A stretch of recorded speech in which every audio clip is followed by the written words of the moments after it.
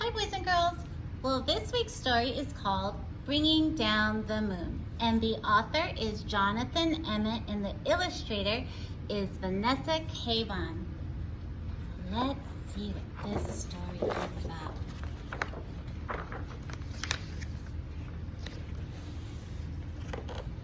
Hot diggity, exclaimed Mole as he burrowed out of the ground. One night, whatever's that? The moon was hanging in the sky above him like a bright silver coin. Mole thought that it was the most beautiful thing he had ever seen.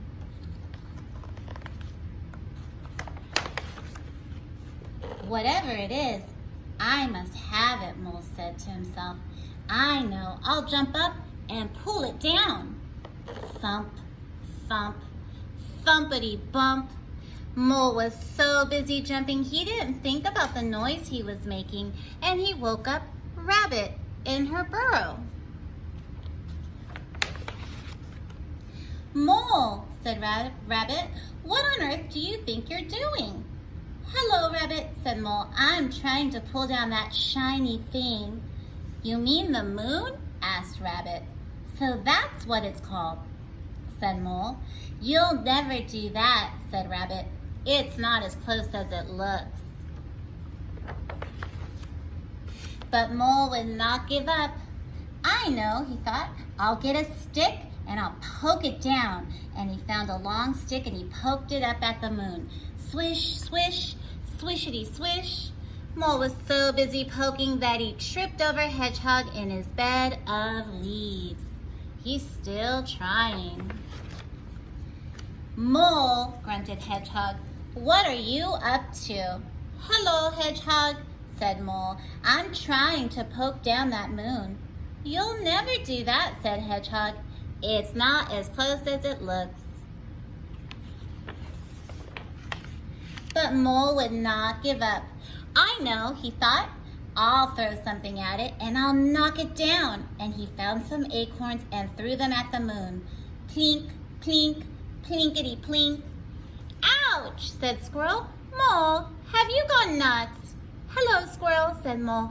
I'm trying to knock down that moon. Well, you'll never do that, said Squirrel. It's not as close as it looks. But Mole wanted that moon so badly, he would not give up. I know, he thought. I'll climb up a tree and carry it down. So Mole had never climbed a tree before. It was hard work, and he was scared to be so far from the ground, but he kept on going until he saw the moon resting in the leaves above him. He does not give up.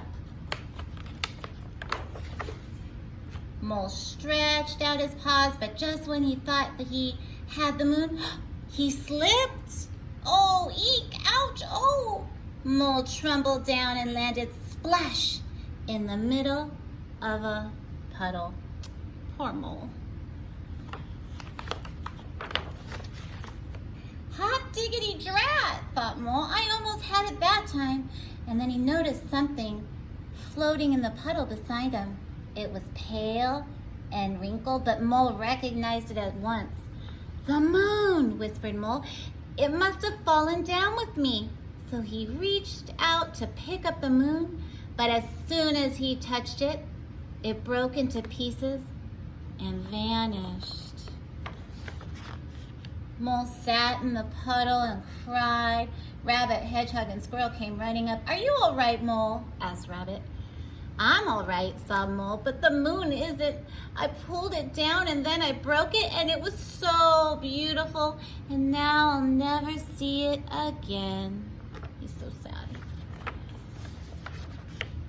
Oh, Mole, said Rabbit, you couldn't have pulled down the moon and you couldn't have broken it, said Hedgehog, and you certainly will see it again, said Squirrel. Look! High up in the sky above them, the moon was coming out from behind a cloud. Oh, whispered Mole, and it's just as beautiful as ever. So he's so happy now. Mole, Rabbit, Hedgehog, and Squirrel stood and stared up at the moon together. It is beautiful, said Rabbit. Very beautiful, said Hedgehog. Very beautiful indeed, said Squirrel. Yes, said Mole.